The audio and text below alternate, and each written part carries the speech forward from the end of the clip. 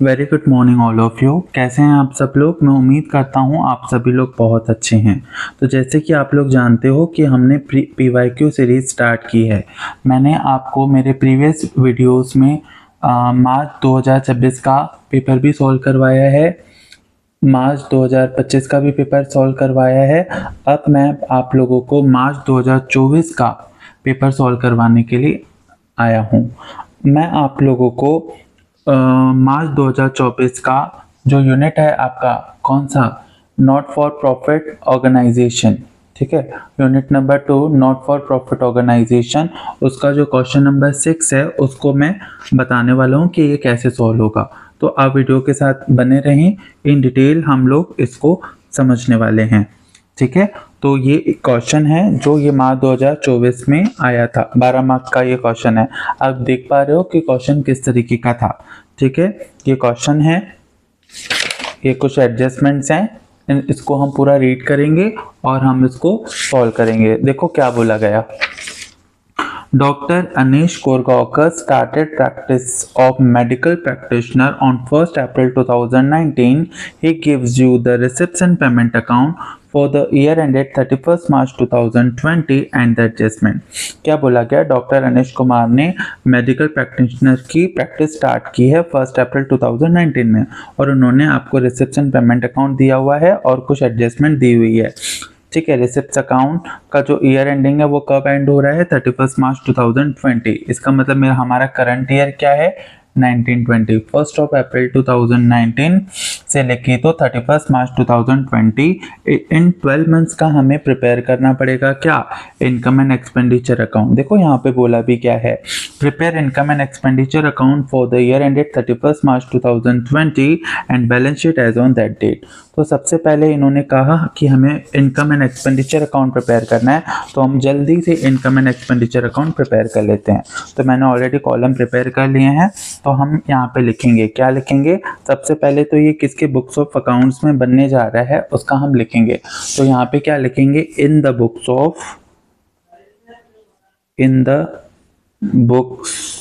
Of doctor Anish Korgaonkar,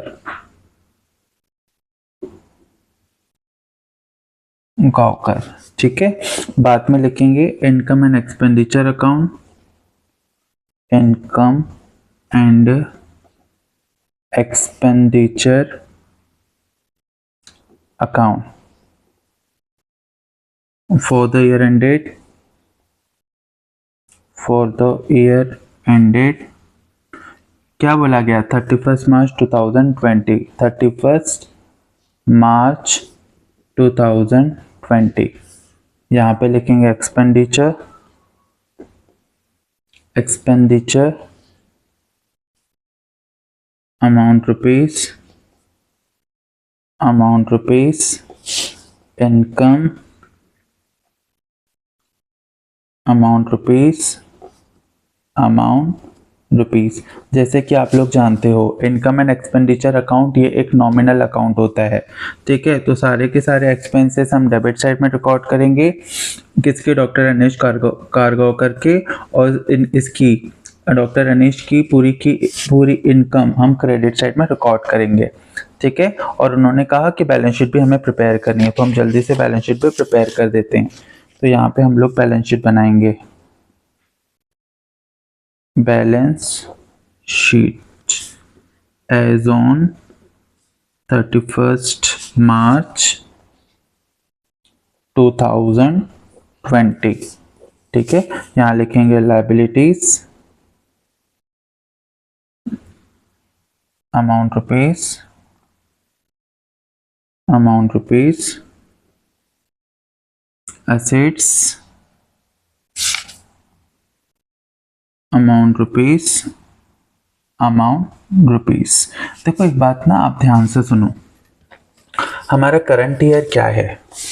अगर year and हो रहा है 31 मार्च 2020 तो स्टार्ट कब हुआ होगा? अगर ये 20 है तो 20 से पहले क्या आता है? 19। तो 1 अप्रैल 2019 से लेकर तो 31 मार्च 2020, इन 12 मंथ में डॉक्टर अनिश कारगांवकर के जितने भी खर्चे होंगे ना वो आप यहाँ पे लिखना, और इसकी जितनी भी इनकम हुई होगी करंट ईयर में वो यहाँ लिखना। ठीक है, लास्ट डेट पर इसकी जो भी लायबिलिटीज होगी यहाँ लिखना, असेट जो भी होगी यहाँ लिखना।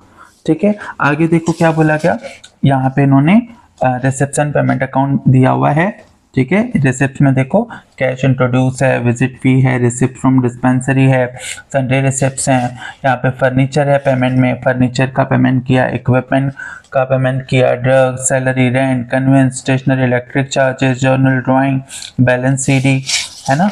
तो ये देखो कुछ एडजस्टमेंट भी है। क्या बोला गया, receipts in arrear are visit fee and dispensary. तो दो रिसिप्ट्स में ना अरियर हुआ है, ठीक है, मतलब मिला नहीं है, एक विजिट फी और दूसरा डिस्पेंसरी। तो विजिट फी देखो कहाँ है और डिस्पेंसरी कहाँ है, तो यहाँ पे दिख रहा है आपको विजिट फी है और डिस्पेंसरी भी है, तो ये दोनों क्या है, रिसिप्ट। ठीक है, तो जितने भी रिसिप्ट्स वाले होते हैं ना ये कहाँ जाते हैं, या तो ये इनकम में जाते हैं या तो ये लायबिलिटी में जाते हैं, ये बात ध्यान रखना। ठीक है, तो ये विजिट फी क्या है, तो ये इनकम है, तो इसको आप सबसे पहले तो कहाँ लिखोगे, इनकम में लिखोगे। क्या लिखोगे, टू है ना, तो टू बाय बनते हैं, बाय विजिट फी। ठीक है, कितना है, 20,000 रुपये, इनर में लिखो। और क्या बोला गया, विजिट फी क्या है, इन अरियर है, मतलब आउटस्टैंडिंग है, आउटस्टैंडिंग मतलब ऐड करो, आउटस्टैंडिंग विजिट फी। कितना है आउटस्टैंडिंग विजिट फी, क्वेश्चन में देखो कितना बोला गया, 4,000 रुपये, तो यहाँ पे आप 4,000 रुपये लिखो और ऐड करके आउटर में निकालो, कितना, 24,000। उसके बाद में क्या है, डिस्पेंसरी 1,000 रुपये का अरियर है, तो डिस्पेंसरी कहाँ है, यहीं, तो ये भी यहीं पे आ जाएगा, बाय रिसिप्ट फ्रॉम डिस्पेंसरी, कितना है, 60,000 रुपये। इसमें भी ऐड हो जाएगा आउटस्टैंडिंग कितना है, आउटस्टैंडिंग देखो कितना बोला गया, 1,000 रुपये। ठीक है, तो ये भी आप इसमें ऐड कर दोगे 1,000 रुपये, तो आउटर में कितना आया, 61,000। अब यहाँ पे ये फर्स्ट इफेक्ट हुआ ना, क्रेडिट, देखो ये क्रेडिट होता है इनकम, क्रेडिट में ऐड मतलब क्रेडिट ही होता है, तो डेबिट कहाँ करोगे, असेट साइड, तो यहाँ पे आप असेट साइड में लिखो, क्या लिखोगे, आउटस्टैंडिंग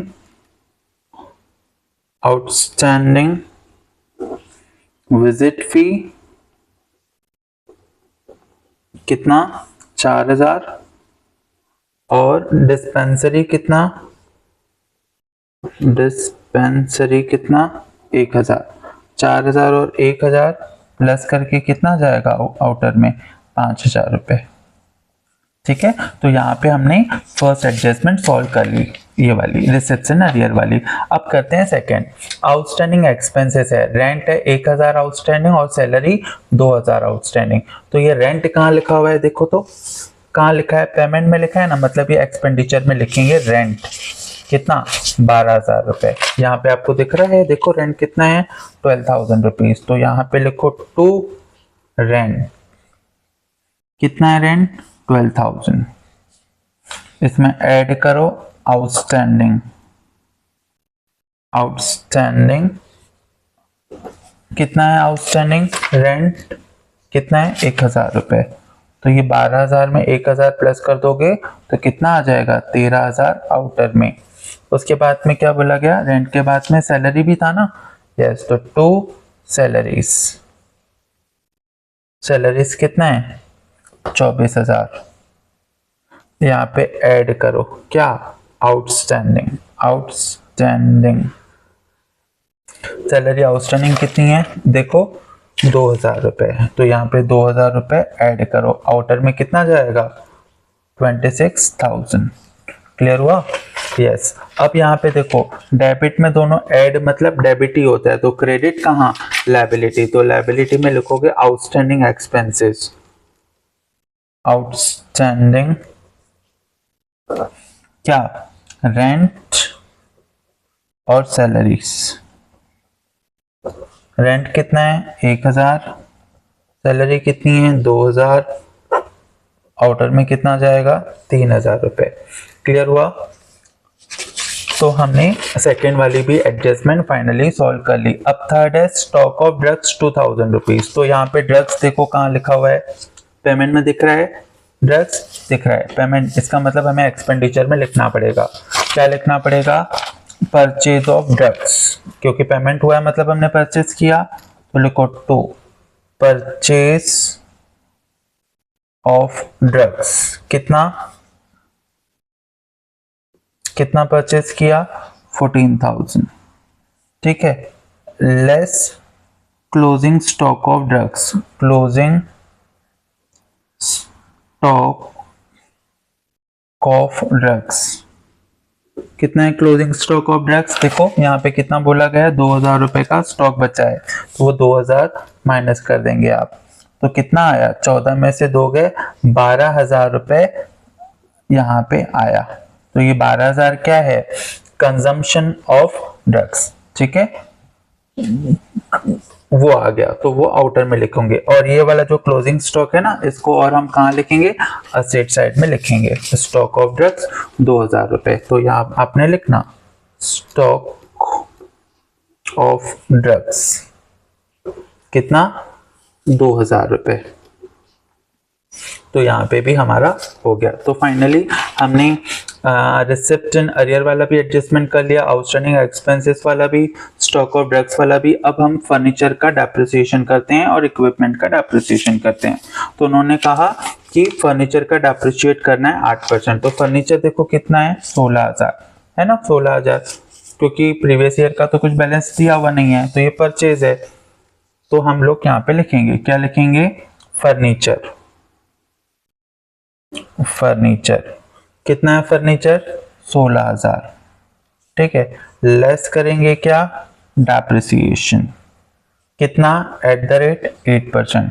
अब 16,000 का 8% निकालना है। किसका? 16,000 का हमें 8% निकालना है। ठीक है, 2 0 से 2 0 गए, 160 को 8 से मल्टीप्लाई करो, कितना हो जाएगा? 0। ठीक है, 8 6 48, 8 1 8, 8 + 4 12, कितना आ गया? 1280। कितना आ गया? 1280। तो 1280 आप माइनस कर दोगे। अब 1280 माइनस करो, 16,000 में से 1280, ठीक है, 0, 10 में से 8 गए 2, 9 में से 2 गए, कितना आएगा? 7, और 5 में से गया 4, 14,720, 14,720, ये 15 16 बराबर आता है। उसके बाद में क्या था? इक्विपमेंट पर भी था ना डेप्रिसिएशन, देखो इक्विपमेंट पर भी था, कितना है? 1,000 रुपए, तो वो भी साथ में यहाँ पे लिख दो, इक्विपमेंट कितने हैं? 20,000। ठीक है, लेस डेप्रिसिएशन। यहाँ पे तो कुछ परसेंटेज वगैरह का सीन ही नहीं है, इन्होंने डायरेक्ट अमाउंट ही दे दिया कि 1,000 रुपए डेप्रिसिएशन है। 20,000 में से 1,000 गया, 19,000 रुपए आउटर में। अब ये दोनों जो डेप्रिसिएशन आपने यहाँ से माइनस किए, ये दोनों के दोनों कहाँ जाएंगे? Expenditure side. तो यहाँ पे आप लिखना, क्या लिखोगे? To depreciation. ठीक है, पहला लिखोगे फर्नीचर और सेकंड लिखोगे इक्विपमेंट। फर्नीचर का कितना है? 1280, और इसका कितना है? 1,000 रुपए, तो कितना आया? 2280 रुपए आउटर में। ठीक है, तो हमने ये वाला भी एडजस्टमेंट सॉल्व कर लिया। अभी एक ये एडजस्टमेंट है, ये कौन सा है?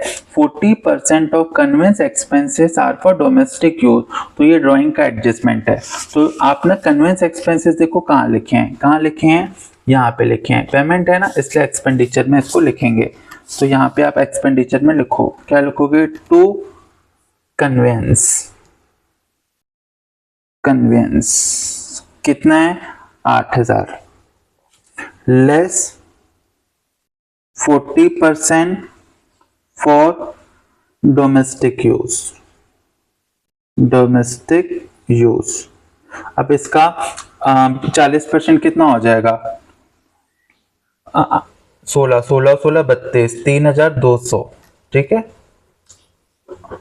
और इसका बाकी का कितना आ जाएगा? 4 और 8, 4800, ठीक है। तो ये देखो 5 और 3 8 होता है। तो ये क्या है? ये ड्राइंग है। तो ये क्या हो जाएगा? यहाँ पे लायबिलिटी में लिखेंगे ना, कैपिटल फंड। सरप्लस रहेगा तो प्लस करेंगे, है ना, सरप्लस रहेगा तो प्लस करेंगे हम लोग, और डेफिसिट रहेगा तो माइनस करेंगे। ड्राइंग भी माइनस होता है और एडिशनल ड्राइंग भी माइनस होता है, तो वो सब लोग हम यहाँ पे करने वाले हैं, ठीक है। तो फाइनली ना हम लोगों ने ये सारी की सारी एडजस्टमेंट्स कर ली हैं। इसका से सेकंड इफेक्ट रहा हुआ है, इसको हम करेंगे अभी थोड़ी देर में, ठीक है। तो देखो अभी क्या होगा। अभी सबसे पहले तो यहाँ पे ये सब हमने रीड कर लिया, ये सब भी हो गया। अभी हम लोग यहाँ पे आते हैं रिसिप्ट साइड में। रिसिप्ट साइड में क्या बोला गया? Cash introduce. कैश इंट्रोड्यूस क्या होता है? Capital fund. बैलेंस शीट की लायबिलिटी में लिखोगे आप क्या? Capital fund. कितना है? 50,000। कैपिटल फंड कितना? 50,000, ठीक है। और ड्राइंग भी करना है ना हमें माइनस, तो उसको भी हम करेंगे। यहाँ पे देखो एक ड्राइंग ये भी है और एक ड्राइंग वो भी थी। कितनी? ये 3200। तो ये कितनी हो गई टोटल ड्राइंग? यहाँ पे हम ना ऐसे लिख देते हैं, लेस ड्राइंग। कितनी? ये 30,000 रुपए ये दी हुई है, और अभी कितनी निकली थी? 3200, मतलब 33,200 हमें माइनस करने रहेंगे, ध्यान रखना, ठीक है। हमने यहाँ पे लिख दिया। अब देखो क्या क्या होगा। ये विजिट फी हो गया, रिसिप्ट फ्रॉम डिस्पेंसरी हो गया, कैश इंट्रोड्यूस हमने लिख लिया। सन्ड्री रिसिप्ट क्या होता है? इनकम। तो आप यहाँ पे सन्ड्री रिसिप्ट 10,000 लिख दो। क्या है? 10,000 sundry receipt bye sundry receipt. कितनी? 10,000। डायरेक्ट आउटर में आपको लिखना है। अब ये डायरेक्ट आउटर में चले जाते हैं। अब देखो ये पेमेंट है, कहाँ जाएगा? या तो एक्सपेंडिचर या तो असेट्स। फर्नीचर हो गया, इक्विपमेंट हो गया, ड्रग्स हो गया, सैलरी हो गया, रेंट हो गया, है ना, ये सब तो हो गए थे। कन्वेंस भी हो गया। अब ये कुछ बच्चे हो गए। स्टेशनरी एक्सपेंडिचर होता है, तो यहाँ पे स्टेशनरी लिखो 1,000 रुपए टू स्टेशनरी। कितना? 1,000। उसके बाद में टू इलेक्ट्रिक चार्जेस। कितना? 10,000। उसके बाद में जर्नल भी यहीं आता है, टू जर्नल। कितना? 1,000। उसके बाद में ड्राइंग हो गया, और बाय बैलेंस सीडी ये कहाँ जाएगा? असेट साइड में जाएगा, ठीक है। यहाँ पे एसेट साइड में लिखोगे कैश इन हैंड 4,000 रुपए। कैश इन हैंड कितना? 4,000। अब ना क्रॉस चेक कर लो कुछ रहा क्या, ठीक है। जल्दी से क्रॉस चेक कर लो। यहाँ तो कुछ नहीं है। ये कैश रिसिप्ट, कैश इंट्रोड्यूस हो गया, visit fee, receipt from dispensary, sundry receipt हो गया, furniture, equipment, drug, salary, rent हो गया, conveyance, stationery, electric charges, general drawing, ये सब लिख लिया। एडजस्टमेंट भी हमने सारी की सारी कर ली। इसके सेकेंड इफेक्ट्स किए क्या? एक बार क्रॉस चेक कर लेना। यहाँ पे दोनों हो गए, यहाँ पे दोनों हो गए, और ये भी हो गया था, हाँ हो गया। उसके बाद में स्टॉक और ड्रग्स का मैंने लिख लिया था। डेप्रिसिएशन का भी चेक कर लो, असेट में से माइनस किया और एक्सपेंडिचर में डेप्रिसिएशन लिखा है, ठीक है। और एक ये ड्राइंग का भी देख लेना किया कि नहीं किया। 40% माइनस किया है और यहाँ पे 40% लिखा है मैंने, ठीक है। तो लगभग मैंने सारी की सारी एडजस्टमेंट्स कर ली। बस अब क्या करना है? अभी हमें टोटल करनी है और देखना है कि हमें क्या हुआ है, ठीक है। आओ हम लोग चेक करते हैं कि हमें सरप्लस हुआ है कि डेफिसिट हुआ है। क्या करेंगे? हम इसका टोटल करेंगे। आ जाओ, देखो कैसे करेंगे। यहाँ पे 10,000 है ये, ठीक है। 60,000, 70,000, 80, 90, 90, 90 और 5 95, 95,000 इसका टोटल आया है। मतलब इनकम कितनी है? 95,000 की है। तो एक्सपेंडिचर चेक करो कितना है। एक्सपेंडिचर 10, 11, 12, 12 और 4 16, 16 800। ठीक है, ये 10, 11, 12, 12 और 4 16, 800। और यहाँ पे चेक करो ये कितना है, 13 और 2 15, 15 और 10 25, 25 और 25 50, 51, 51,000। ठीक है, और सिर्फ ये रहा 2280, ये 2280 हम ऐसे ही लिख देते हैं। तो कितना आ गया, 0 8 8 और 2 10, 1 6 और 1 7 8 9 10 0 1 5 और 1 6 और 1 7, कितना है 70 80। तो ये इनकम बढ़ी है, तो मैं इनकम को दोनों तरफ लिख दूंगा 95,000 95,000। और आपको पता है अगर इनकम बड़ी होती है तो सरप्लस आता है, एक्सपेंडिचर ज़्यादा रहते हैं तो डेफिसिट आता है, यहाँ बैलेंस निकलता है। तो मैं यहाँ पे लिखूंगा टू सरप्लस। और ये कहाँ ट्रांसफर होता है, transfer to capital fund, capital fund. Clear हुआ। अब यहाँ पे देखो 95,000 में से कितना माइनस करना है, 70,080 रुपये, 0। और यहाँ पे क्या आ जाएगा, 10 में से 8 गए 2, ये 9 आ जाएगा और ये 4 आ जाएगा और ये कितना हो जाएगा 9, ये 2 आ जाएगा। ठीक है, उसके बाद में यहाँ पे भी आप चेक कर सकते हो, 70 80 90 90 94 95 बराबर है 24,920, 24,920। अब ये आप ऐड कर दोगे कहाँ, इसमें ऐड सरप्लस, कितना 24,920। तो ये कितना आ जाएगा 74,920।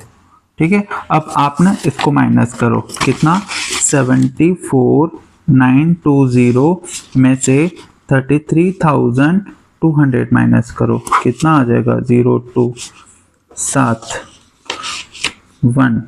और यहाँ पे 4, 41,000, ये आउटर में लिखो 41,720।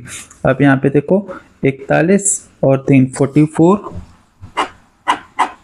44,720 और इसकी भी यही आएगी। चलो चेक करते हैं इसकी ये आती है कि नहीं आती है। देखो तो जल्दी जल्दी से, ये कितना होता है, 4 और 2 6, 6 और 5 11, 11 11 और ये कितना हो जाएगा 30,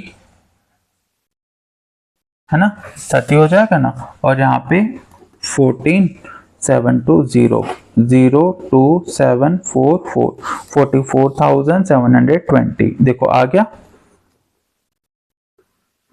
देखो तो मैंने आपके सामने पूरा का पूरा प्रॉब्लम सॉल्व किया है। ठीक है, ये हमारा क्वेश्चन था, आप देख सकते हो यहाँ पे रिसेप्शन पेमेंट अकाउंट दिया हुआ था और ये कुछ एडजस्टमेंट दी हुई थी और हमने उसको बहुत सिस्टमेटिकली सॉल्व किया है, आप देख सकते हो।